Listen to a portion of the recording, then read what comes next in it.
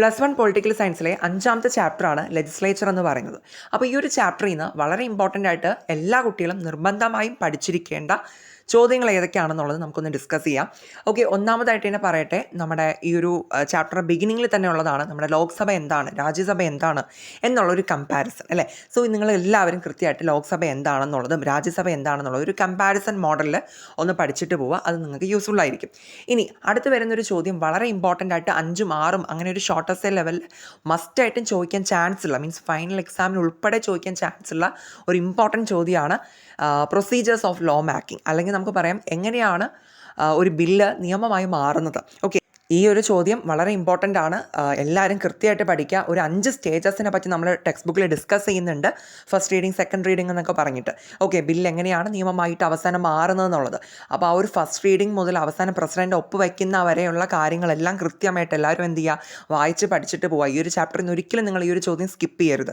ഇനി അടുത്ത് വരുന്നൊരു എന്താ പറയുക, ഒരു 2 എസ്സേ ചോദ്യങ്ങൾ നമ്മൾ ഈ ഒരു ചാപ്റ്ററിൽ നിന്ന് വരുന്നുണ്ട്.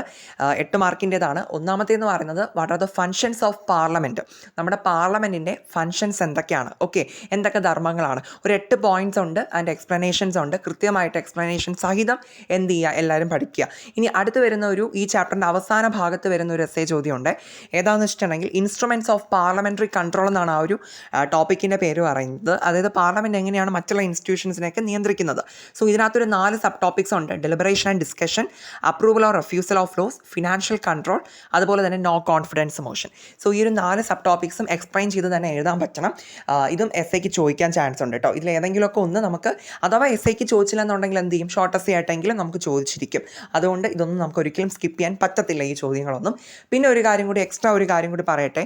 നമ്മൾ ഈ ഒരു ഇൻസ്ട്രുമെൻറ്റ്സ് ഓഫ് പാർലമെൻ്ററി കൺട്രോൾ എന്ന് പറഞ്ഞ ഒരു എസ്സേക്കകത്ത് ലാസ്റ്റ് പറഞ്ഞൊരു സബ് ടോപ്പിക്കാണ് നോ കോൺഫിഡൻസ് മോഷൻ അല്ലേ. അപ്പോൾ ഈ ഒരു നോ കോൺഫിഡൻസ് മോഷൻ നമുക്ക് സെപ്പറേറ്റ് ആയിട്ട് ഒരു 2 മാർക്കിനോ അല്ലെങ്കിൽ ഒരു 4 മാർക്കിനോ 3 മാർക്കിനോ അങ്ങനെ ഒരു ലെവലിലും ചോദിക്കാറുണ്ട്. നോ കോൺഫിഡൻസ് മോഷൻ അഥവാ അവിശ്വാസ പ്രമേയം ഓക്കെ എന്താണെന്നുള്ളത് നമുക്ക് അല്ലാതെ സെപ്പറേറ്റ് ആയിട്ട് എന്ത് ചെയ്യാറുണ്ട്, ചോദിക്കാറുണ്ട്.